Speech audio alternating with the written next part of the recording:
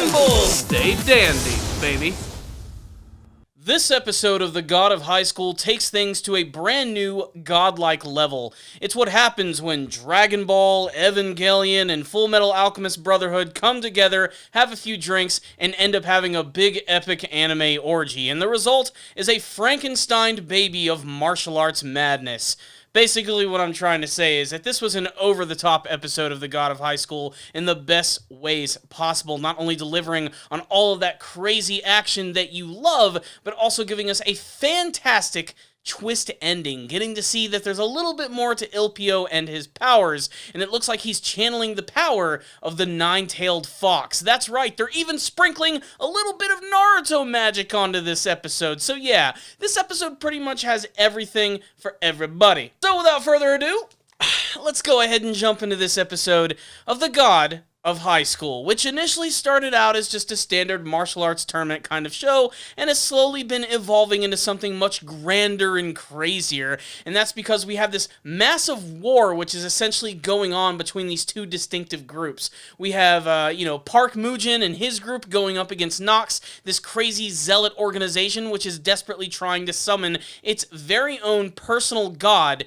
to the planet of Earth. And not only that, but apparently screw the other gods. There can only be one. Highlander rules, baby. That's going on with Nox in this episode, and they're getting ready to infiltrate this massive tournament. Before barely making their presence known, now it's like a full-on massive scale invasion right in the middle of the semifinals in this episode. That's right, we move ahead right to the big boys in this episode, getting to see Mori and his team throw down with Ilpyo, and it's pretty fantastic. We got two really great fights in this episode. The first one being between Dewi and Sunga, who is the cousin of Ilpyo, and that itself could have made for a pretty interesting episode, if only for the fact that these two characters just throw down with each other, which is such a brutal, fantastic way that it just lines up perfectly with all the other great action scenes from the beginning of the series. But no, there's a little bit more to this episode. Not only do we get to see the battle between Mori and Ilpyo, but we get to dive a little bit more into his backstory, how he was influenced by Jin Taijin, and even getting to see why these two characters are such a great match for one another. This is, without a shadow of a doubt, the best fight in the entire series, and while all of this is going on, Park and his commissioners are actually battling against Nox, which are currently getting ready to invade the tournament and even summon their massive sword of death. We even get to see Park actually having a battle of sorts with this one guy who is actually summoning this massive sword, and we get to see all the other commissioners basically just kicking the shit out of all of these religious zealots. So yeah, it's pretty freaking awesome, and it's just breakneck the entire time while it's all going down, and that just made it all the more satisfying, I have to say. But what I really loved about this episode was that I got to learn a little bit more about Ilpyo and getting to learn like what his entire past was and why he's so passionate and has an intense rivalry with Jaegal Take, another character who may or may not have connections to Nox. It's kind of up in the air here. It looks like he's actually using them for his very own sort of weird goal, which is hard to say. All I know is the guy comes across as very villainous, and that's shown even more so in his backstory, where in the past Ilpyo was in a martial arts tournament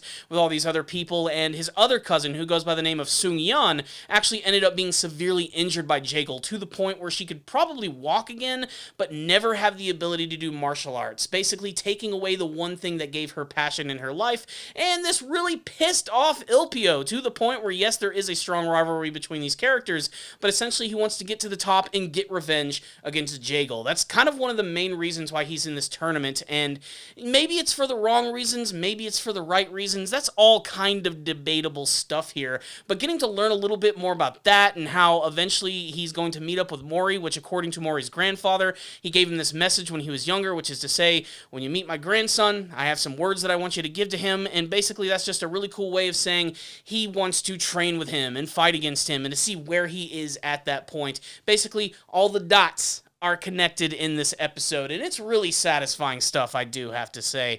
Mori's battle with Ilpyo is satisfying in all the best ways in terms of animation, incredibly fluid and fast, and I do love the fact that he's actually taking inspiration from his other teammates. There's a few parts in the episode where it looks like Ilpyo pretty much is able to read all of his attacks. That is until Mori starts utilizing these signature abilities of Ymira and of Dewi, and not only that, but bring out a brand new technique himself, which is really freaking awesome. It's basically just building up his character a little bit more and showing how adaptable he is in combat, and even after getting beaten back, he always has another trick up his sleeve, and even just manages to defeat Mori. But again, while all of this is going on, you have a scene which is just indescribably crazy going on outside. So like I said, all of Nox is getting ready to like go into like the big like ring, and they're going to destroy everything, and that's all crazy. But then you have the dude that Park is going up against who's summoning the sword, and we've already seen this before, but now they're just like, you know what, let's just make it even crazier than it was before.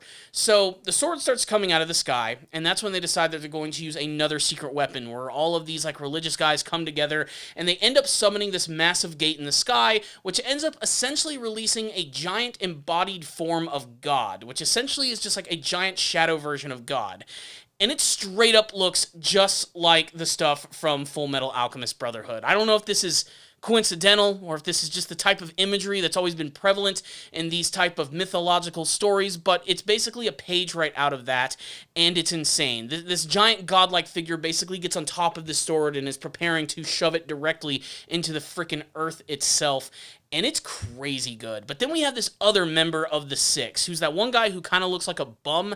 They showed him a couple of episodes ago in a subway, but we finally get to see him here, and he's joined by this troupe of drummers. And essentially, he uses their drum skills in order to utilize his special ability, which essentially is just projectiles, like, on drugs. Basically what it is he creates this like massive magical gate, and he's able to throw spears and swords and guns and bullets through it, and it ends up creating these like massive concussive blasts, which he's trying to use to actually outright destroy the sword, until eventually he has no choice but to utilize quite literally himself, and he ends up transforming into this giant monster version of himself, which grabs onto the sword with his freaking jaws and bites it in half. This shit's weird. This is the craziest stuff that we have seen from the series thus far, and it's so strange seeing this somewhat grounded martial arts tournament set up with all this other crazy stuff which is going on just like right outside. Nobody's noticing it, and it's just nuts. And you know what? That's not even the best part of the episode. I think my favorite part has got to be the very end here, because it's made very clear that throughout this entire season, Nox is trying to bring their god to the forefront, and they don't want any other gods or people who utilize those powers to exist.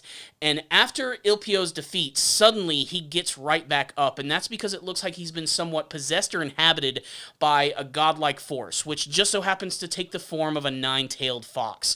And this might actually be the god that Nox is actually trying to bring out, this nine-tailed kitsune-type-like creature, which takes over Ilpyo's body, causing him to rise up yet again and giving him a brand new look, which looks really awesome. He's got the fox ears, he's got like white hair, his eyes change color, and you can even see the cool image of a little bit of those like tails behind his body. And basically, shit about to get real. This entire tournament has just gone nuts at this point, and it's pretty clear that it's probably not going to have like a typical ending here where we're just going to get to the final round. I think all of the events which are about to take place are going to sort of like interrupt all of this, and it's going to end up transforming this into this massive conflict. And man, the series has evolved a lot since the beginning of the show, and now we're really finally starting to see it come to the forefront. I wonder if Mori is going to be able to summon some sort of godlike power himself that's going to transform him in order to go up against this guy, because the implication right now is that this guy is going to be really powerful. And it's weird. I can't wait to learn a little bit more why this kid is the catalyst for this power, if it's all been a part of Nox's plan to infiltrate this young kid who I'm guessing didn't know that this was actually going to happen to him. I don't think he intended to be taken over by the power of some nine-tailed fox or anything. I don't know. Maybe I'm lost in all the confusion and the craziness of the show, and you guys can fill in the gaps in the comments, but woo! What a freaking crazy episode. So, what's the rundown on this episode of The God of High School? Just jam freaking packed from beginning to end, and it never stops. And that's been the entire season. There's only been like one episode that sort of like pumped its brakes a little bit, and that was the entire Mary episode, the marriage episode with Ymira. It was the only episode that sort of like really took a breath. Every other one has just been crazier and getting even weirder as the series actually goes on, and this one just had so many intriguing details and striking imagery to it that I can't help but find it one of the most entertaining things that I've seen seen in a long time. And there's a lot to really love about this episode, whether it's that epic imagery of that Full Metal Alchemist Brotherhood moment, or just getting to see that member of the Six, like, in his team go through like huge like drum line kind of thing. It was so well animated and timed, and just that combined with the amazing fighting choreography that's going on in the tournament, which was pitch freaking perfect the entire time, was satisfying as all get out. Like, just everything in this episode just absolutely bled atmosphere and fluid, awesome anime action. I simply cannot praise that aspect of it enough, but man, there was just so much going on, and everybody got to do something cool. The only disappointment really is the fact that Mira didn't really get to do anything in this episode, but she certainly had her time in the sun in the last episode.